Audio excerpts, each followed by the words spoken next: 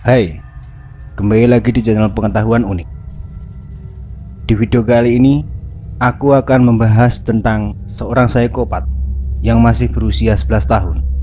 Tapi sebelum lanjut, bagi kalian yang belum subscribe, silahkan klik tombol subscribe dan jangan lupa menekan tombol notifikasinya agar kalian tidak ketinggalan video terbaru dari channel ini.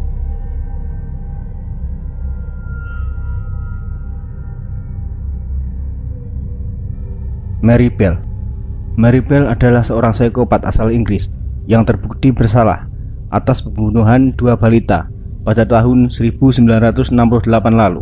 Pada pertengahan musim panas tahun 1968 di Scotwood, London, Inggris, dikejutkan dengan penemuan mayat bocah laki-laki. Diketahui anak laki-laki tersebut bernama Martin Brown yang berusia 4 tahun. Ia ditemukan terbujur kaku dan tidak bernyawa di sebuah rumah kosong dengan darah dan air liur yang menetes di pipinya.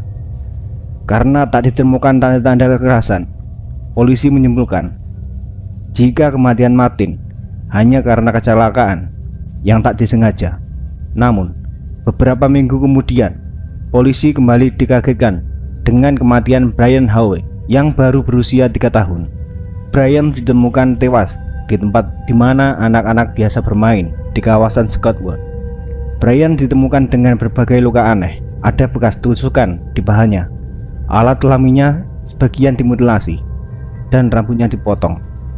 Beberapa hari setelah penemuan mayatnya, polisi baru menyadari jika di perutnya terukir huruf M yang dibuat menggunakan benda tajam seperti gunting atau silet. Warga pun panik melihat kematian dua anak dalam selang waktu yang tidak terlalu lama. Polisi pun mulai curiga dengan anak-anak di sekitar daerah tersebut. Mereka mulai mengawasi perilaku anak-anak di sana. Saat mengawasi, polisi curiga dengan gerak-gerik dua anak perempuan yang selalu terlihat aneh saat bermain bersama anak-anak lain.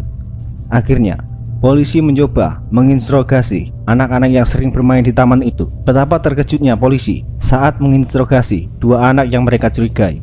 Norma Bell yang baru berusia 13 tahun terlihat semangat saat ditanyai tentang pembunuhan tersebut.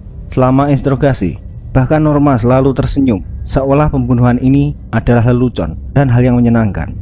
Tak hanya Norma, polisi juga menginterogasi Mary Bell yang berusia 11 tahun. Berbeda dengan Norma, Mary lebih tertutup dan menghindar saat ditanya. Anehnya, saat ditanya tentang pembunuhan, Mary mengaku melihat Brian bersama seorang anak laki-laki sebelum kematiannya. Namun, setelah diselidiki, anak laki-laki yang dimaksud Mary ternyata sedang berada di bandara saat pembunuhan terjadi. Selain itu, Mary juga menyebutkan ia melihat gunting sebelum kematian Brian. Padahal, gunting adalah barang bukti rahasia dalam kematian Brian. Seorang polisi bahkan melihat Mary yang bahagia menyaksikan peti Brian dibawa dari rumahnya. Mary terlihat tertawa dan menggosok kedua tangannya. Namun anehnya, Mary malah menuduh Norma melakukan pembunuhan ini. Norma yang kaget akhirnya menceritakan yang sebenarnya. Ternyata Norma ada saat Mary membunuh Brian, dan dengan bantuan Norma, akhirnya polisi berhasil menangkap Mary. Anehnya, saat persidangan, Mary mengaku membunuh karena semata-mata untuk kesenangannya. Mendengar pengakuan Mary, hakim menyatakan bahwa dia adalah orang yang berbahaya dan merupakan ancaman serius bagi anak-anak lain. Mary pun dijatuhi hukuman 12 tahun penjara. Mary Bell bebas pada tahun 1980 saat usianya 23 tahun. Ia dibebaskan dengan syarat diawasi segala tingkah lakunya di masyarakat. Selain itu, Mary Bell diberi identitas baru untuk memberinya kesempatan hidup baru dan melindunginya dari perhatian media. Ia terpaksa pindah beberapa kali untuk menghindari pencarian media. Sampai akhirnya, pada tahun 1984, ia dan keluarganya ditemukan oleh awak media. Semua orang mengepung rumahnya dan ingin ia dihukum lagi.